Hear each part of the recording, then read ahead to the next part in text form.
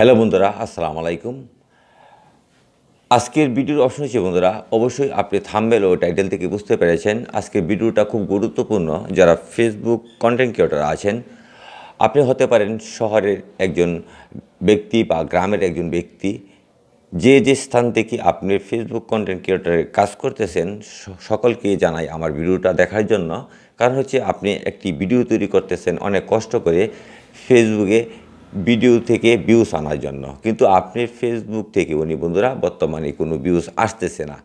কারণ হচ্ছে বন্ধুরা, আপনার ফেসবুকে একটি কাজ করলে আপনি ফেসবুকের প্রত্যেকটি ভিডিও ভালো ভিউজ আনবে। বর্তমানে বন্ধুরা ফেসবুকে যে আইন কানুন ছিল যে মানে অত হাজার ঘন্টা ওয়াচ টাইম বা বা অত হাজার ফলোয়ার এইগুলো নেই। এখন ফেসবুক সকল কন্টেন্ট ক্রিয়েটর, যারা ফেসবুক কন্টেন্ট ক্রিয়েটর আছেন সবাইকে মনিটাইজেশন দিচ্ছে। এখন আপনার ভিডিওতে যদি ভিউজ না আসে তাহলে ইনকাম বন্ধুরা করতে পারবেন না। হয়তো আপনারা ভাবতেছেন আমি ভালো ভিডিও তৈরি করেছি, আজ না হোক কাল হোক আমার ভিডিওটি ভাইরাল হবে, কিন্তু কখনও আপনার ভিডিওটি ভাইরাল হবে না। আমি 100% না 200% গ্যারান্টি দিতে পারি। যদি আপনি এই কাজটি না করে থাকেন তাহলে বন্ধুরা আমি বেশি কথা বলবো না, আমি শর্টকাটে আপনাদেরকে আমার গুরুত্বপূর্ণ ভিডিওটি যে অফিশিয়াল যে ফেসবুক অ্যাপস আছে সেখান থেকে আমি আপনাদেরকে দেখিয়ে দিচ্ছি। সেখান থেকে আপনারা এই কাজটা করে নেবেন।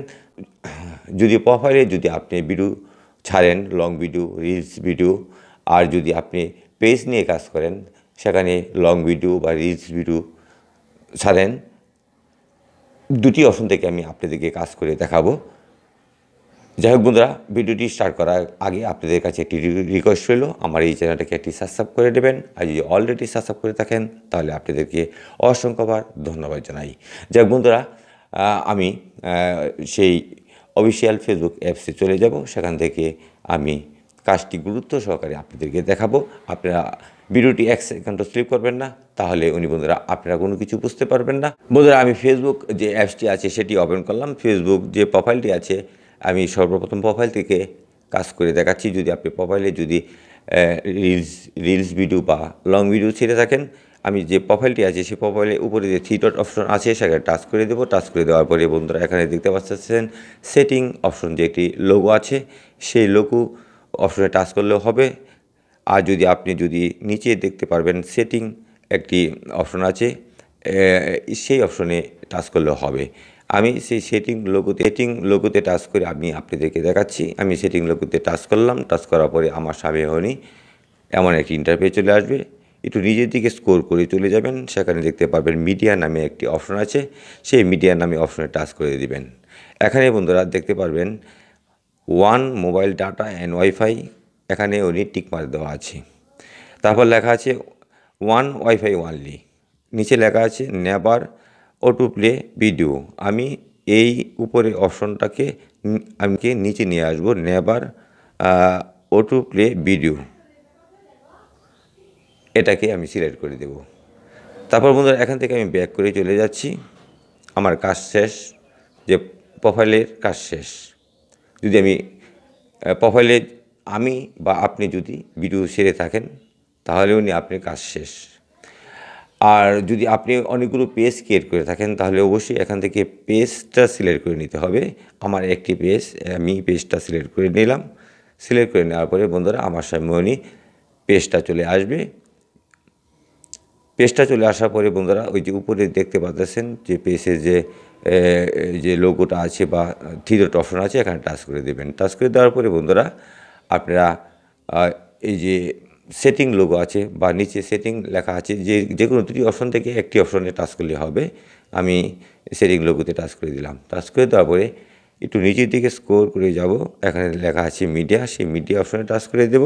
তারপর বন্ধুরা ওয়ান মোবাইল ডাটা ওয়াইফাই এই অপশনে টিক মার্ক দেওয়া আছে। আমি চলে আসব নিচে, আর মাঝখানে লেখা আছে বন্ধুরা ওয়ান ওয়াইফাই ওয়ানলি। আমি চলে আসবো নেভার অটো প্লে ভিডিও, এই অপশনটি সিলেক্ট করে দিলাম।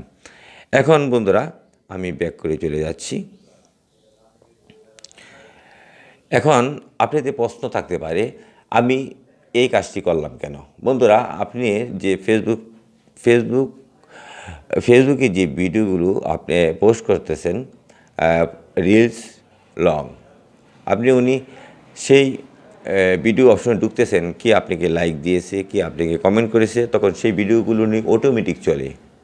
যখন আপনি পেজে ঢুকতেছেন, আপনি দেখতেছেন আপনার পেজে কেমন লাইক হয়েছে, কেমন কমেন্ট করছে বা কেমন ভিউজ হয়েছে, তখন আপনি যখন দেখতে যান তখন সেই ভিডিওগুলো অটোমেটিকভাবে প্লে হয়ে যায়। তখন ফেসবুক যে অ্যালগরিদম আছে, ফেসবুক সে ধরে নেয় সেই ফেসবুক যে সে বলতেছে সেই কন্টেন্ট ক্রিয়েটর তার নিজের ভিডিও নিজেই দেখতেছে, এই জন্য সেই ভিডিওকে তারা দর্শকের কাছে শো করে না, সেই ভিডিওটা ইমপ্রেশন দেয় না।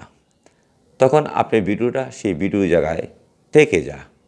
আপনি যত ভালো কোয়ালিটি, যত উপকারী ভিডিও তৈরি করেন না কেন, যত বিনোদনমূলক ভিডিও তৈরি করেন না কেন, যত ভাইরাল ভিডিও তৈরি করেন না কেন, যদি আমি যে কাজটি দেখিয়েছি যদি সেই কাজটি না করে থাকেন, তা কোনো দিন আপনার এই ভিডিওগুলো আপনার ভিউজ আনবে না। হয়তো আপনি আনতে পারবেন, হয়তো আপনি কোনো গ্রুপে গিয়ে শেয়ার করতে পারেন, হয়তো বন্ধুবান্ধবের মোবাইল দিয়ে কিছু হয়তো ভিউজ আনতে পারেন, কিন্তু অল্প সংখ্যক ভিউজ আসবে, তারপর আর কখনো আসবে না।